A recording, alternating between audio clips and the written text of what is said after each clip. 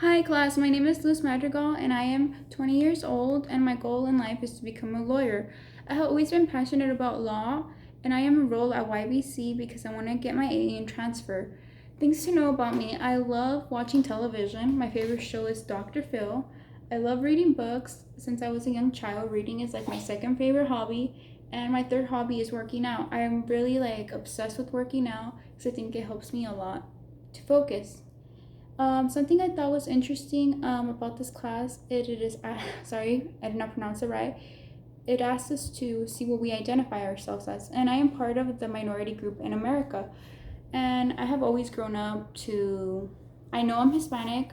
I know I live in America. I know there's a lot of racism.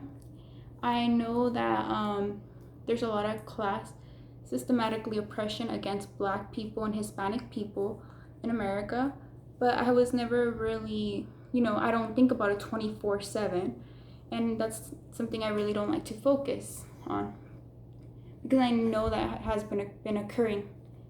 And something that I thought was interesting was, and the third question, it asks us to identify what we believe in. Let me just read it to make sure.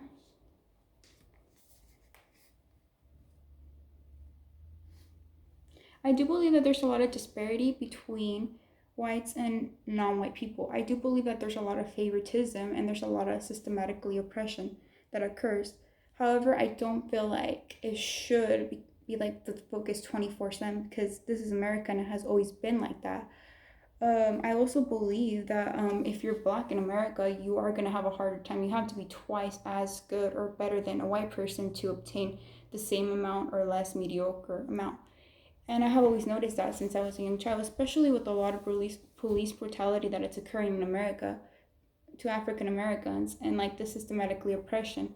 And especially in the jails where people make money and profit off the suffrage of Blacks. It's kind of disgusting that this is still occurring in 2019. But there's only so much you can do because clearly people don't like to talk about race.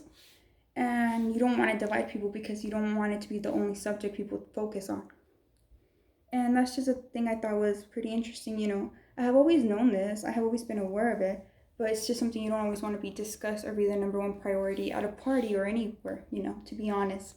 So it was nice getting to know you guys, and hopefully we can have more discussions.